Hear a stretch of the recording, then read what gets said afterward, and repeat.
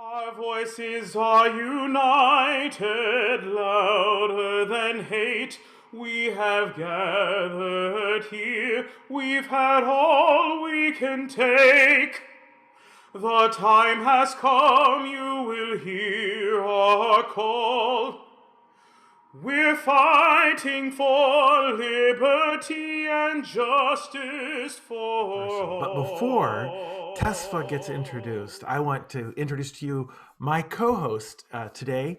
In Tesfa is such an amazing person. It really takes two of us to corral him in a conversation. And I would add, before we actually will talk to Tesfa, he's going to be leading you through a musical experience. So I hope you warmed up and you're ready to go because it's going to be awesome. So, my colleague, Dr. Sandra Babb, we go way back. She was an undergraduate at Florida State University when I was a master's and doctoral student.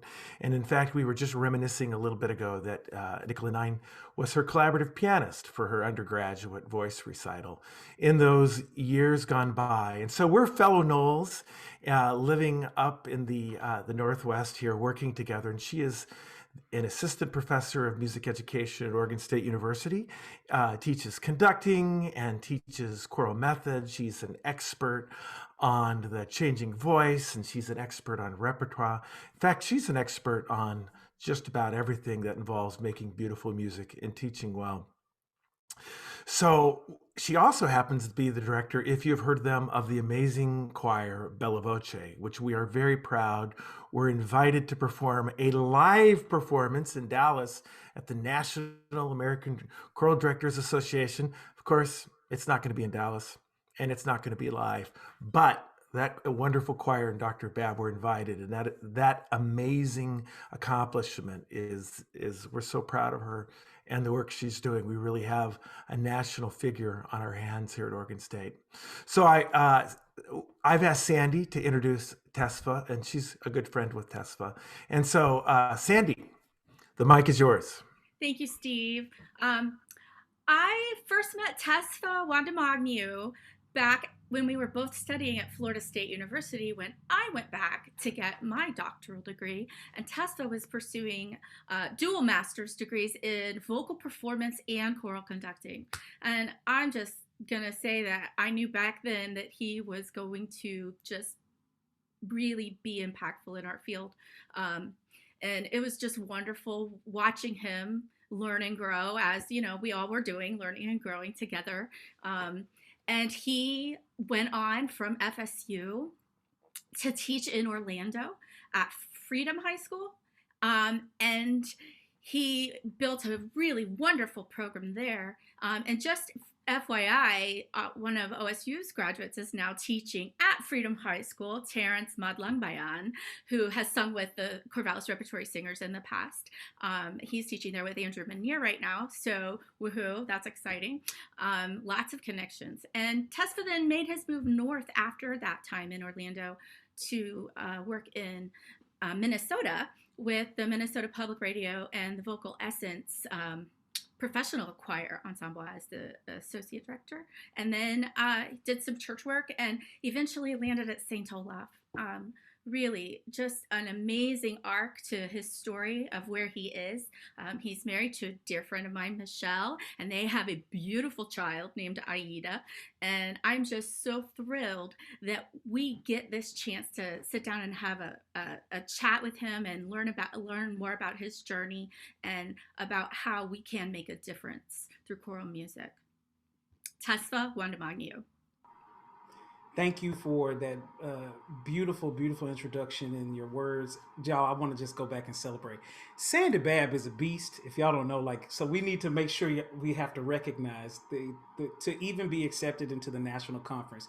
There are hundreds of choirs from all over the country who apply, and they only pick like one or two. So we're just grateful that of the work that you've been doing your entire career, and I'm grateful to be able to call you a friend. So sending you love from Minnesota. When they asked me to come here today and to talk about Justice Choir, we talked and Steve and I talked, and I was like, hey, Justice Choir is a fully immersive experience, meaning We don't just talk about it. Everybody who comes to a Justice Choir dialogue is a member of the choir, and we have to sing. So I would love it. I know that some of you are not able to do this, but one of the things I would love before we begin choir rehearsal is that you would unmute your cameras. Keep your actual microphone muted, but if you can, it would be great to see you, to make eye contact with you, as if we were actually making music together in a room. That would be amazing. I appreciate, I'm seeing so many cameras turn on right now. Thank you for indulging and being a part of this process. I'm grateful for you. So the Justice Choir started in 2017. I only have 20 to 25 minutes, so I'm going to basically give you the super condensed version. But the idea was to basically say, let's bring people to the room, meet people where they are, and see how can we activate the participants to go out and be a part of the change. So I'm going to be done talking now, and I want you to sing. The first song that we're going to sing is a piece from the Justice Choir songbook, and we can talk about this songbook a little bit later. But this song is called Liberty and Justice for All. So I'm going to share my screen so you can actually see this song. Hopefully if you have access, but if not, it's no problem. It's call and response. I start singing. When you see the chocolate finger pointing at me, it's my turn. When I'm pointing at the camera, it's your turn. All right, here we go. We are frightened. We are angry. We are rising. We are hopeful. We are peaceful. We are striving.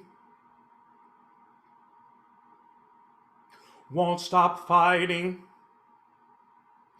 Won't stop marching. Won't stop dreaming. Won't stop loving and proclaiming and believing. Everybody together, read it down. Our voices are united, louder than hate. We have gathered here. We've had all we can take. The time has come, you will hear our call. We're fighting for liberty and justice for all. Now I'm going to ask us to sing it again. That was our warm-up. Now I'm going to ask you to do something a little different. This time I want you to change your vocal colors to paint the word.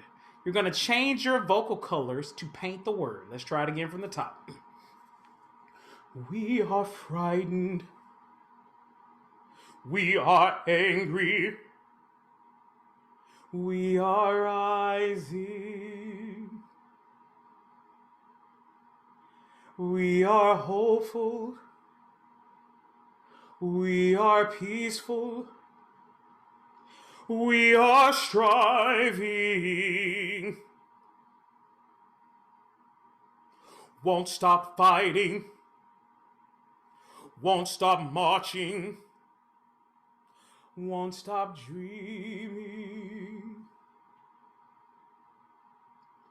Won't stop loving and proclaiming and believing.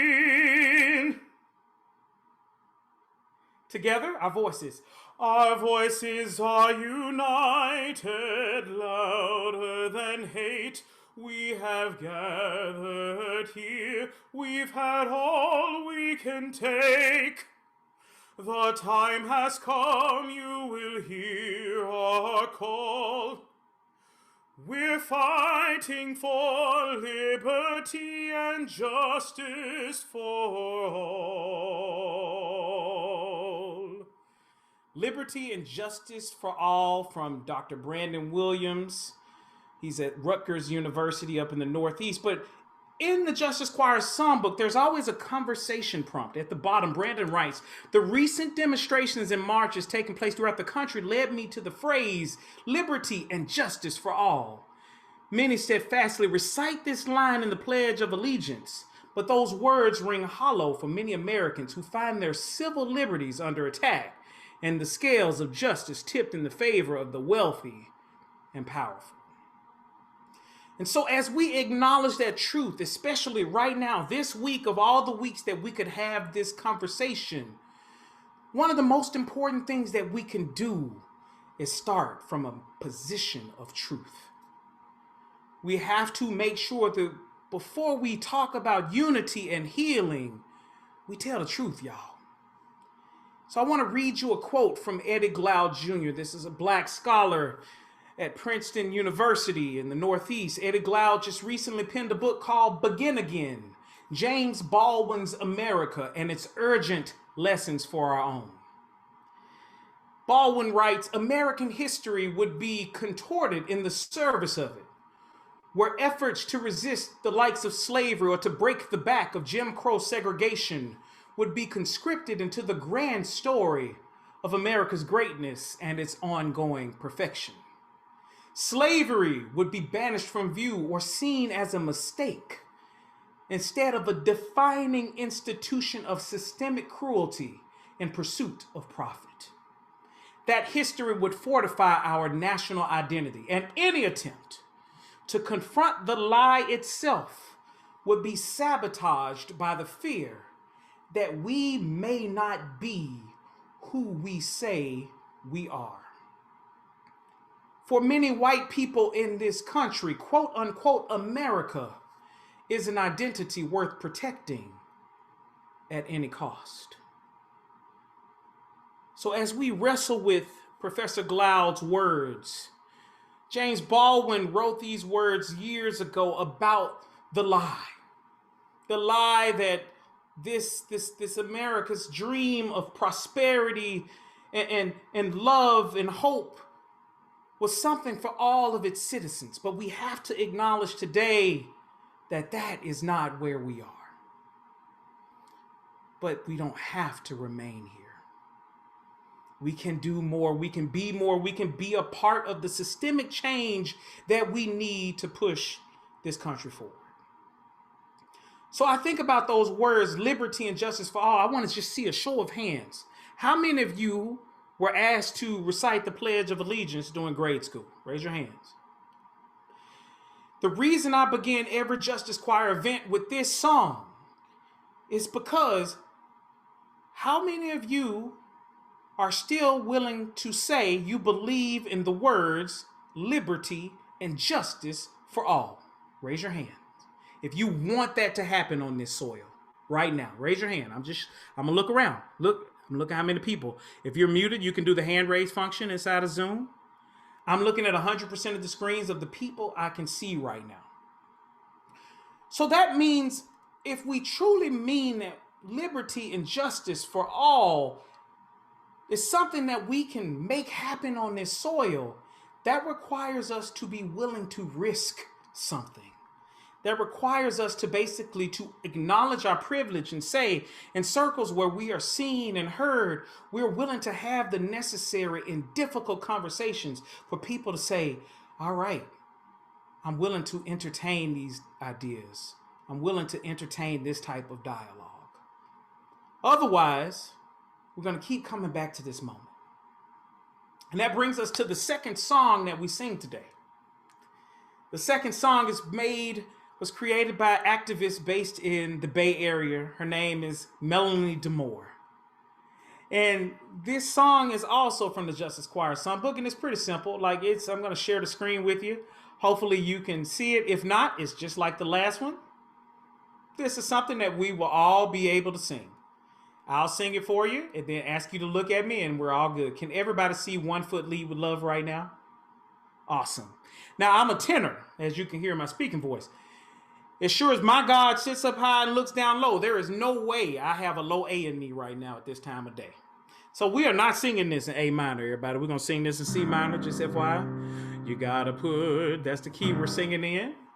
And so as you sing these words, we ask as a member of the Justice Choir, because y'all are all members, that you are internalizing this text right now. Here we go. You gotta put one foot in front of the other and lead with love. Put one foot in front of the other and lead with love. You gotta put one foot, join in with the other and lead with love. Put one foot in front of the other and lead with, again. You gotta put one foot in front of the other and lead with love. Put one foot in front of the other and lead with love. Don't give up hope. You're not alone. Don't you give up. Keep moving on. You gotta put one foot in front of the other and lead with love. Put one foot in front of the other and lead with love.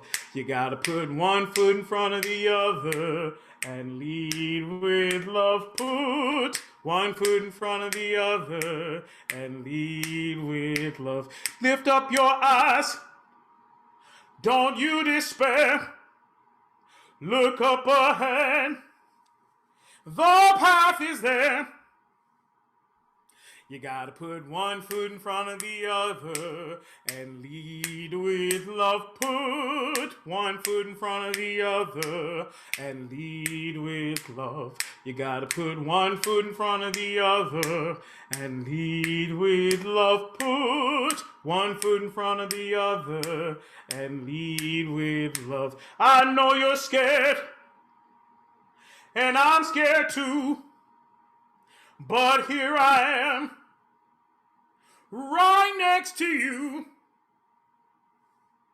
You gotta put one foot in front of the other and lead with love. Put one foot in front of the other and lead with love. You gotta put one foot in front of the other and lead with love. Put one foot in front of the other and lead with love. Don't give up hope. You're not alone. Don't you give up. Keep moving on. You gotta put one foot in front of the other and lead with love. Put one foot in front of the other and lead with love. You gotta put one foot in front of the other and lead with love. Put one foot in front of the other and lead with love. And lead with love. And lead with love. And lead with love. And lead with love. Make it soft. And lead with, harmonize. And lead with love. And lead with love. And lead with, build it up. And lead, harmonize though. And lead with, last time. And lead with love. Hold that chord. Unmute yourself so we can hear that chord you're singing. Unmute yourself.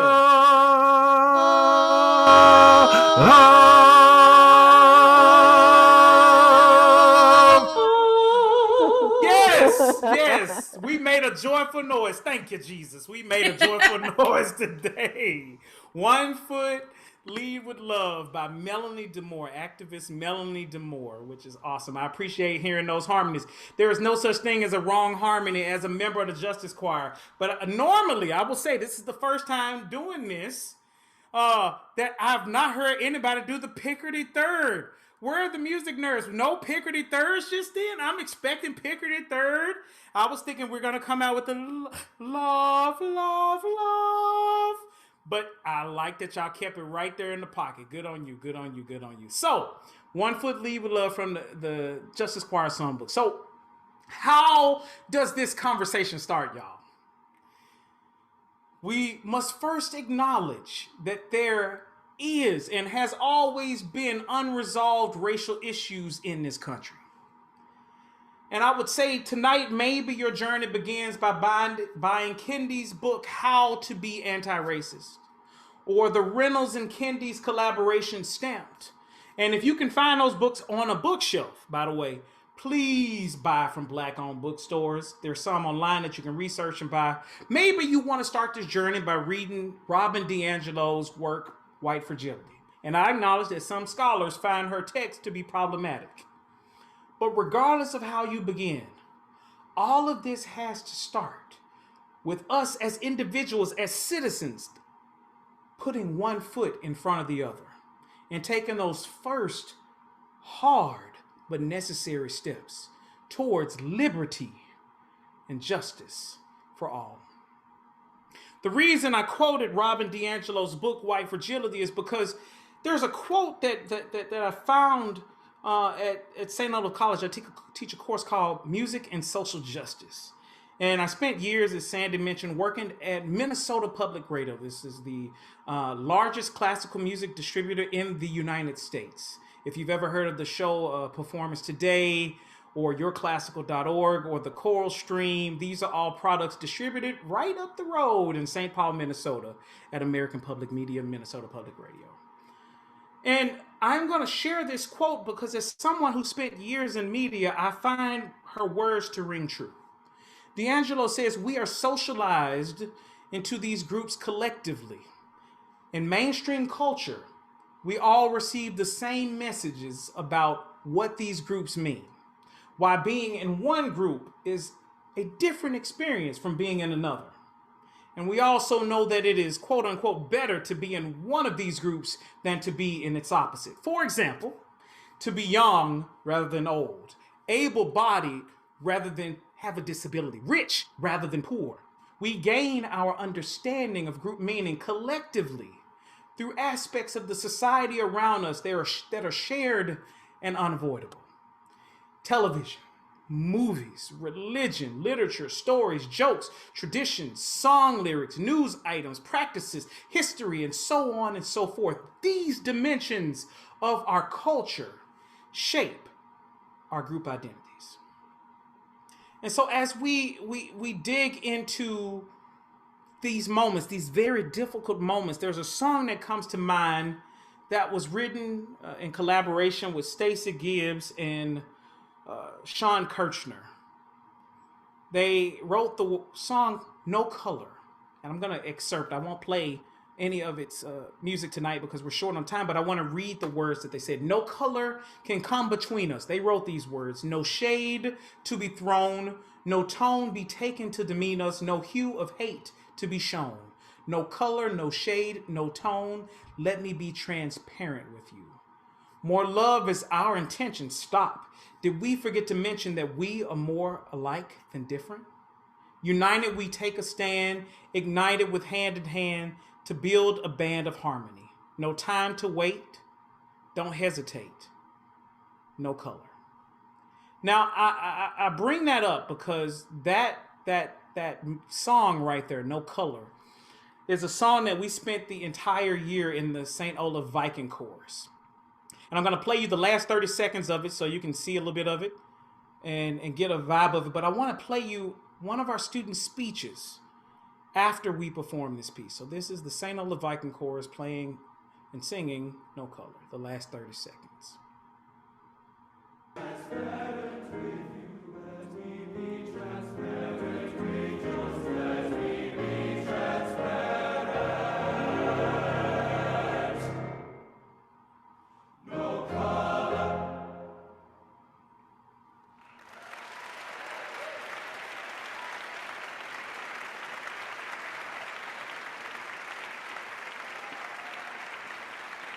Now, after we sang that, there were a lot of people who internalized those words in that audience, and they were like, oh my God, this is such a unity and unifying piece.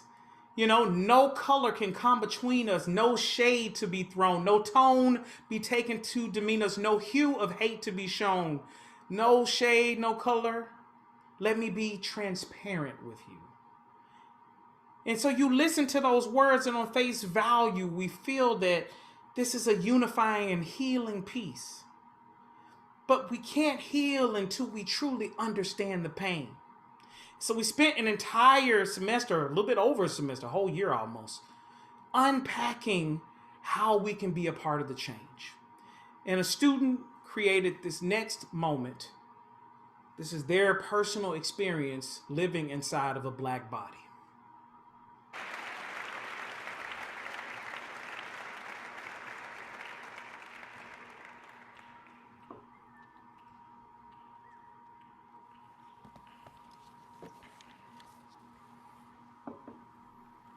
You're not black. You're so white. Wait, you're white?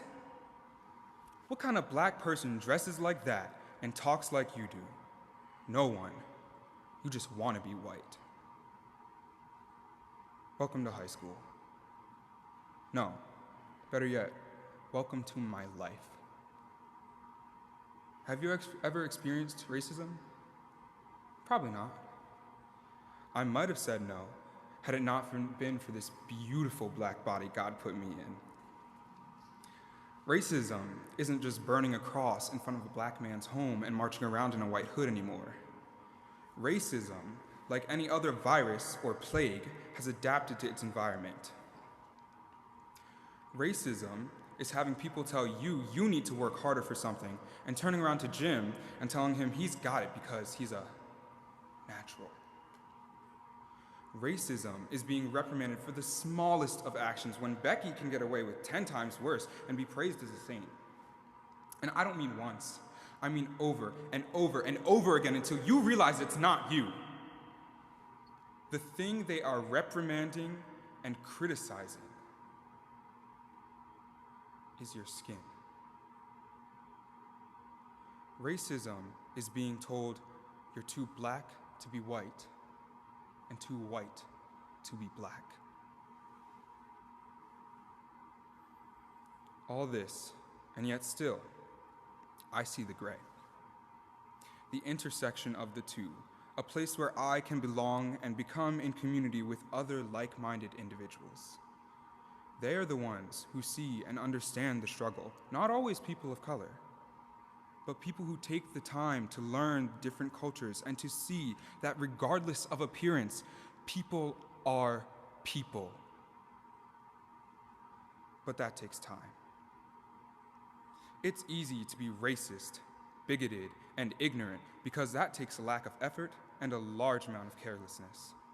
But to truly see takes time and intent and purpose. It means you have to be real. Real like our history. Real like my stories. And real like the struggle. Then there will truly be no color.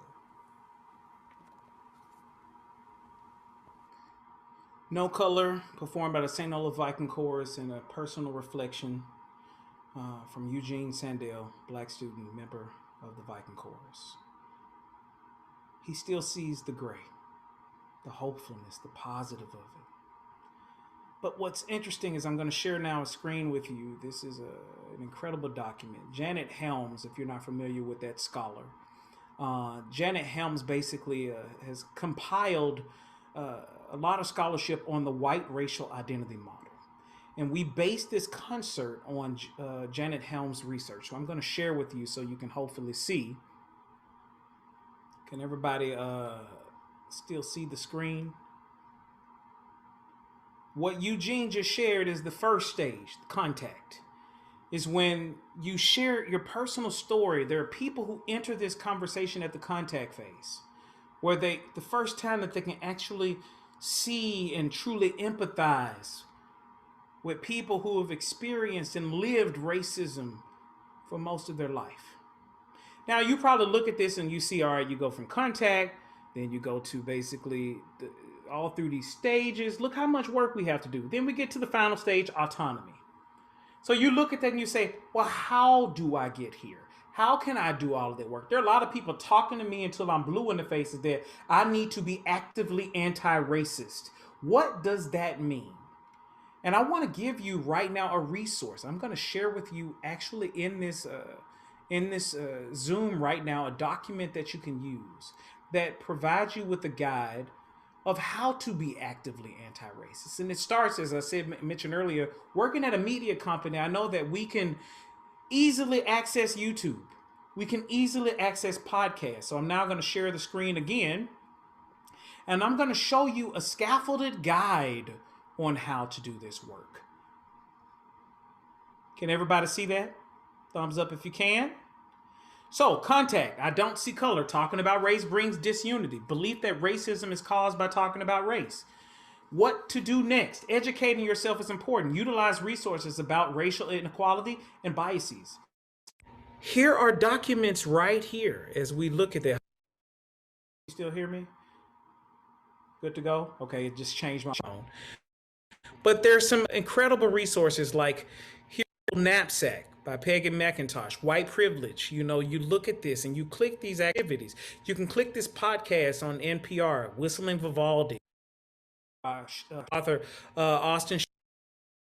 These links, these hyperlinks will take you some able to interact with this and move from contact way to autonomy. And I want to go down to autonomy for a second so you can see this. Right here, it says, as you move into this phase of autonomy, you are embodied, you have completely embodied anti-racism. And you're willing to step into the way of racism when possible. Engage in protests. You have done the work to recognize their own identity so that you can be effectively anti-racist. And you could recognize that growth is continual and that we might need to revisit previous stages. So as we look at this document, I really, really encourage you to spend time. I did not create this resource, but here are the people who did. They let you know that for their work, they would love it if you were to make donations to some of these organizations right here that they've listed below. But as you do this work, I really encourage you to check out this document. I am now a full 20 minutes in. We could have this sermon a little bit longer, but I would love for us to open up the floor because there's a lot of, I'm sure, questions that you might have, and there are a lot of things that we need to talk about, but I am excited that you have been on this journey so far, and I'm looking forward to hearing from you and growing with you during these next 30 minutes or so. Hey, Tesfa, Steve here. The document that you just put up, that's in the chat. Is that true? That is in the chat, everybody. If you would be willing to check the chat, there's a Google Drive, and it's when you click it, it says Oregon Presentation. And you will be able to access all of those files on your own time. Yeah, and so if you click on it, usually you have to click again. It gives you the choice to download. Everyone's computer is a little bit different in this, but you might have to click another thing that says yes, download, and that might be a security thing or something. So just, and if you get into trouble, write in the chat, I'm having trouble download, because I can always send it to you. If you put your email in there, we'll have a record of that. If anybody has a question for Tesfa, we got a couple choices here. You could raise your hand, or you could write something into the chat, and we'll try to make sure that either Tesfa sees it or Sandy sees it or I see it. Yes, Sandy? I have a question if I can go first. Yeah. Mm-hmm. When I moved to Oregon, I was really just in culture shock from having come from Florida and then Queens, New York, to here. I was just confronted with so much whiteness, and especially in choirs. And I'm a person who goes around and works with lots of choirs. And when choir directors are teaching Black music, many times I felt like they were not embracing things like dialect and tone color. And it's hard for me as someone who is white passing, Cuban, for those of you that don't know that, but they don't want to embrace the changes that we want to make to do honor to the music, and not calling it cultural appropriation. How would you come to them? What would you say? You know, I'm glad. Thank you for that incredible question, because it is definitely one that I think every time I do a conversation with choir people, they ask that one. And I come back with pretty much the same response. The amount of work and scholarship that we have put into Bach's music is the same amount of work and scholarship that we need to put in Negro music. And I use that word as I'm reclaiming that music. We were not American. And when people say African American spiritual, now I'm not giving you a pass to say Negro. I'm just saying to you, this is the Negro spiritual. When I go back to the spiritual, the sounds, when the tone quality, when I think about growing up in a black church in Memphis, that is the thing that we did. For us to basically say, I will pay that much attention to Bach, but do the music of the Negro any way I want, that's, to be honest, and I hate to be blunt, that's a trash argument. And we have to do better, and we have to make sure that we're willing to embrace the scholarship that's been written. There's so many incredibles. Eileen Gunther has a book that's most recent. Andre Thomas way over in Beulah Land. But the key is that we're willing to dig into the stories as well.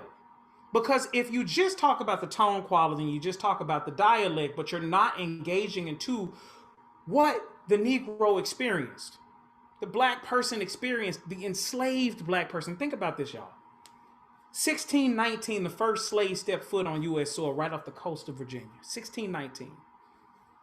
That's over 400 years ago. And so as we talk about race and racism in this country, there's still a reckoning that hasn't taken place. We have not done right by our indigenous siblings. We have not done right by our indigenous siblings. We have not done right by our black siblings.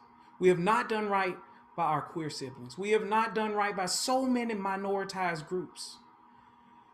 Using the music of the slave is a way that we can begin that conversation. As we talk about unity and healing, it starts with truth telling. And so if you're willing to sing a piece like Wade in the Water, and you think about the slave wading through the water, God's gonna trouble the water. The slave was sending the message to other slaves that this was their time to actually escape towards freedom, because the bloodhounds couldn't track their scent through the water as they waded up north towards that line that was near the border of Cincinnati and northern Kentucky. And if they crossed that line, that single line, they were a freed person. But if they remained on the other side, they lived their life in misery. That is our shared history in this country. There are people who like to say, Laura Ingraham just recently on Fox News, I believe it was Friday night, said that racism is dead, and she had a black guest to confirm that bias, that racism is dead. And as we jump into that, I am not here to basically say, don't listen to Fox News. I'm not here to say, watch MSNBC. What I'm here to say is, y'all, as sure as my God sits up high and looks down low, I am telling you, racism is not dead. We have work to do. And all of us on this screen right now can be a part of it by being willing to dig in that document and say, if I'm going to sing a spiritual, singing that spiritual with authenticity, with honesty, with passion, with purpose, that can be a part of us having the beginning steps towards healing in this nation. Hey, Tesfa, I love what you just said, and I think you started to answer this question, but let me ask it again, just in case you want to go a slightly different direction. It seems to me that you have found a way to have people have difficult conversations, and to address difficult issues that maybe traditionally people, they don't want to do it. They don't want to think about it. They don't want to have that conversation. It's not polite conversation to talk about it. And you're using choral music, or actually not choral music, you're using community music. You're using singing together. Community singing as a method for that. I mean, how did you come to the point where you understood how these two things could be linked, and any stories you have of it being effective? Yeah, I mean, I will say that the Justice Choir came to be. I'll start there and give you the super condensed version. I went to Westminster Presbyterian Church. I went to my pastor and I said, we need a new ensemble at this church. We need something that could be bigger than just our traditional, Sunday morning choir. And I shared a story about teaching in Minnesota. I was a substitute teacher where a teacher got fired mid-year, and they said, Tesfa, would you be willing to come in and sub? And I came in and I had all these great ideas as this celebrated teacher in Orlando, Florida. And I show up the first day and I got humbled. Y'all, humbled. Like I came in, oh freedom, oh freedom, oh freedom. One girl, Nyasha, she raised her hand. She said, bruh, why are you trying to make us sing white? And I looked down at my hand. I was like, baby, I'm from Memphis. I don't know what you see, but I'm black. But she processed my vocal model as whiteness. And I will tell you, I got whooped 3 days in a row. Until finally I came in with a piece of music that I would never imagine programming for a choir. Sunday Candy by Chance the Rapper. Within seconds of starting the YouTube video, and I had come up with this incredible, super dope 3-part arrangement, gospel triadic style. I worked all night on it. Within seconds of playing the video, students stormed off the risers and started dancing and singing the harmony right away. And that's when it hit me, is that we needed to create a space and meet students, as Judah Bowers like to say, meet the students where they are. But let's take it a step further. You meet students where they are and celebrate that, and not assume that you need to take them somewhere else. And that's the thing that was so hard for me to work through, because I was like, I know this tone quality. I know these things about literacy. I know these things that I've learned. But the reality is that sometimes people just want to sing, y'all. And I'm sharing this story because I used that song, Sunday Candy by Chance the Rapper, as a carrot. I dangled it. And I taught the other stuff that we worked on. And we got a few weeks away from the concert. And I walk into the classroom and I see some students crying in the corner. I said, what happened? She said, well, Nyasha's grandmother was basically brutally killed in a drive-by shooting in North Minneapolis. And I was devastated to learn this news. And what was so heartbreaking was that we got an email from the principal later that afternoon saying, please excuse Nyasha for the remainder of the year. We want to, just pass her. I mean, this student, here I am talking about tone quality and literacy, blah, blah, blah, blah, blah. But this student's life has been shattered. There's so many students in our choirs and people in our choirs who are dealing with heartbreaking pain. And so the student doesn't come to school for weeks, and we get to the concert and we sing all of our songs, and we get to the final song. We get to the song Sunday Candy by Chance the Rapper. And I see this student sprint from the audience after not coming to school for weeks to go sing with that choir. And she went all in. She knew every dance move. She knew every word. She probably knew every harmony. And you could imagine, as an educator, standing in that moment in tears, completely in tears. I went up to her afterwards. Why did you show up? She said, Mr. One, I just wanted to sing. How many people are in our communities right now, or surrounding our areas, who just want the opportunity to sing, but we might not be making space for them? And so I went to my pastor and I said, why don't we create an ensemble and meet the community where it is right now and allow music to truly ring that's honest and authentic to the people in this surrounding area as a downtown church? And the pastor challenged me. He pushed it a step further. He said, what if you created an ensemble or a choir that spoke to the larger issue? Why is somebody being killed in a drive-by shooting sitting at a stop sign in North Minneapolis, in Chicago, in St. Louis, in Baltimore, in Memphis, in every city in the country where black and brown communities have been ravished by violence? And that's how the Justice Choir came to be, is to bring people into space and tell their truth and say, we're going to sing together, but we have to be willing to meet you where you are. And our hope is that after you hear these stories, you become activated. And so you said, would you be willing to share some other stuff? I want to share you some of the feedback that we've gotten from people who've come to Justice Choir events, who have been activated from the experience. So this is from an event in Minneapolis, actually. This is from the first event. So I'm going to pull it up and I'm going to read it.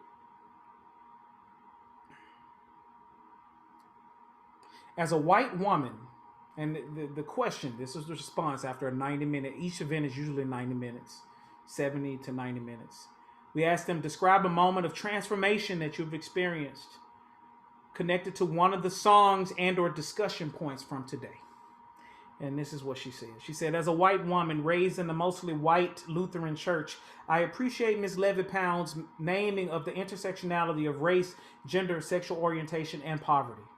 I especially appreciated her recognition that race often goes unnamed in the white church. This has been my lived experience. I was hopeful and transformed to hear the eagerness and willingness of my fellow white brothers and sisters shouting about fighting with tools. And I am hopeful that my peers will use those tools at their disposal, namely the privilege to use their voices in spaces where they will be heard and received. But we've also received feedback, and this is one from Michigan that we did. And even after that 90-minute event, this is what the woman wrote. I lived in Detroit. I was held up 3 times in less than 6 months, not for my money, but because I was white. I was taking African-American classes at Wayne State. Many black women in my class threatened to cut me from my C word to my A word. I went to a black church, and I had members tell me about how I wasn't good enough or black enough to be there. When I was young, I wanted to be black. I was so into civil rights. So was my mom. So we have 2 different reactions from these events. We have somebody who was completely activated. And there's somebody who has a lot of pain, even after singing about justice and healing for 90 minutes. That's what they wrote on a piece of paper, y'all. We have to acknowledge that people are in these places when they show up to begin this conversation. And if we're willing to gain the emotional capital by singing together, meaning when you open your mouth to sing in a space, there is capital that you are earning. There's trust that has to be in that space as you make music and harmonize with the person next to you. What the Justice Choir is asking of you, instead of walking out of there and feeling good, spend the capital in the room right then and have the difficult conversation. Allow yourself moments of discomfort, but then close it out with making music again so you feel good about it. I'm saying basically you leave where you came in, but you're also more enriched because you've been willing to spend that capital during the music making process. That's awesome. It's great stories. So much pain that is involved in with people's lived experience, and it seems to me that singing is a way that allows people to come to terms with that, and in this case, because you give people a chance to write, a chance to share it. Maybe talk to us a little bit about, you have some collaborators on this as well, like Abby. Absolutely. And so this is the best part. So the pastor said, hey, start this thing. We started Justice Choir. Abby and Andrea Ramsey, Abby Bettina said, y'all don't know who this person is. Incredible composer and human being. And also Andrea Ramsey, incredible person and human being, were launching something called the Marching Choir. And they were creating a song book for marches. And so I said, yo, we got this thing that we're starting over in our church called Justice Choir. How can we work together? And Abby and Andrea and I spent months talking. Andrea ultimately had to back out because of her personal commitments at the time. And then Ahmed Anzaldua joined the team. And so now we have this songbook. The conversation started like in October of 2016. The first Justice Choir event was June of 2017. And now Abby Bettinas, if you were to go to justicechoir.org right now, there's a website available to you, justicechoir.org. The songbook is there. I've also put the songbook in the Google Drive for you. This is the songbook in its entirety. If you want to make a donation to Justice Choir, Abby Bettinas is the current executive director of the national office. She is awesome. All that money pretty much is redirected into community impact organizations. So there are people who say, hey, if you have an idea, we are funding your idea. So just know that it's just a way that we pay it forward. The Justice Choir Songbook is free, just FYI. We're not asking for any money. If you want to donate, that money goes back into organizations across the country looking to positively impact their communities. Hey, Tesfa. So what's it? Oh, Go ahead, sorry. Terry. I was just No, going no, to go ask ahead. you, when you're talking about a social justice choir event, what does that consist of? What is the event? What we were just doing, Okay. except it's usually 70 to 90 minutes long. And there's time for us to fellowship. There's usually a break in the middle with food involved so we can go out and fellowship, because that's also a part of it too, is that we know that people show up for the fellowship. We have to acknowledge that people want to talk to their friends. They want to be in that space. They want to, that 20-minute break is magical usually at the Justice Choir event, because you see these people who've never met standing around food and they talk for 20 minutes. And I can tell you, it's really hard. This is the reason why it's normally 90 minutes, because that 20 minutes is usually like 30 minutes. It's hard to bring them back inside of the room to finish out the event. And we also bring in an actual activist from the community, somebody who's doing the work, to say, are you willing? And I facilitate the conversation with them so they can help activate the people in the space to say, hey, these are things that are happening. You don't need to go on this on your own. Here are the stakeholders who are already doing the work. This is how you can be a part of it. And so that's how a typical Justice Choir event happens. Let's talk about Tesfa a little bit. We don't have a lot of time left. We always roughly try to finish around 4. I have a feeling we're going just a little bit later than that today, just a warning to our guests. But, how did music function in your life when you were younger? Whether high school, middle school, younger, family, what were those experiences like? Thinking back to 9th grade, I got expelled from my 9th grade school for having a pager and distributing pagers. At the time, pagers were considered to be drug paraphernalia. You were either a drug dealer or a doctor. Well, I got expelled. I know, right? It's ridiculous to think about that, but that's basically the way Memphis City Schools labeled the rule. And because I got expelled, that means I lost my optional schools transfer. So I either could go to my failing neighborhood school, and my mom was not having it. She felt that would exacerbate my issues. Or I could try to get a talent-based transfer, or I could go to private school. My mom, being a public school administrator, was not a believer at the private school either. She said, son, you've been singing at church, you've been singing at school, now you got to do it hardcore. So she forced me to go audition for the Performing Arts High School.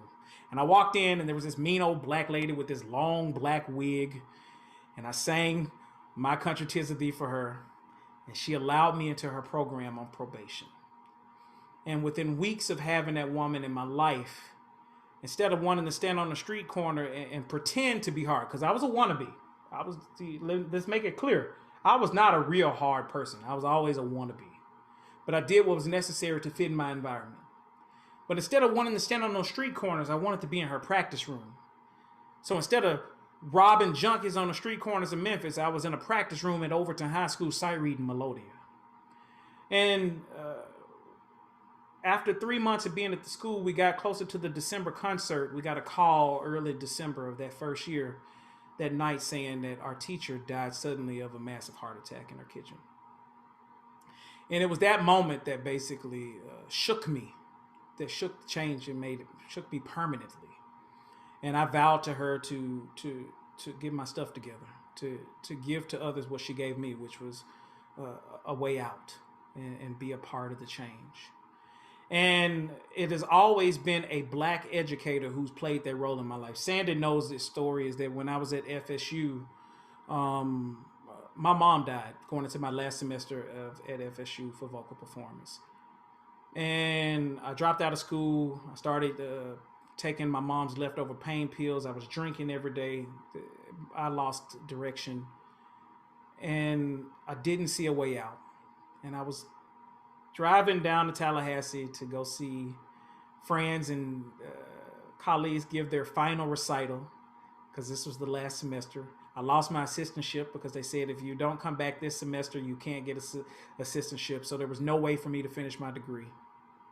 And I was walking to a restaurant on Tennessee Street called The Loop. And there's this tall black man with this white dude named Peter Duro walking from The Loop. And he stopped me and he said, Tesfa, what are you doing back in Tallahassee? So good to see you. He said, I've been thinking about you and I want you to come back to school. I want you to come back and I want you to get a second master's in choral conducting and I want you to finish your voice degree and I'm going to give you a full assistantship. Now, I had never once expressed an interest to this man, this incredible black man. But here he was just offering this gift, this life-altering gift, because that's who he is. And that man is Dr. Andre Thomas. This is all three of our major professors. And I'm so grateful that those experiences, those black music educators, I probably wouldn't be standing right now if I didn't have those black music educators in my life. So that's the super condensed version, but they're incredible people. I'm grateful for them. Thank you for sharing about Andre. I know Sandy will agree with me. I was going to ask you specifically about Andre, and you went right to it. As famous and as amazing and as well known as Andre is in the country, I still think that his contribution, especially to black choral conductors, is understood, No, underrealized. I'm with you. Yes. He's changed our country, Facts. every region, and you're part of that. That's really awesome. Before we wrap up, I wanted to talk about something that I know that's deeply important to you and near and dear to your soul, and that is barbecue. I'm very proud that I once gave you a recipe for a barbecue rub that you said on Facebook you were at least going to consider using part of, and so that made me feel really good. Sandy, when I told Sandy about this, she said, no, he didn't do the recipe. She said, no, he was being nice. And I grew up in Kansas, and so I was more familiar with Kansas City barbecue than any kind. Which is And, really then good, by the way. It is really good. Then I had some time in the South, and so I had quite a bit of barbecue in kind of that North Florida, sort of South Georgia area, right? Yep. And one thing that I realized was the Northwest is just not good at barbecue.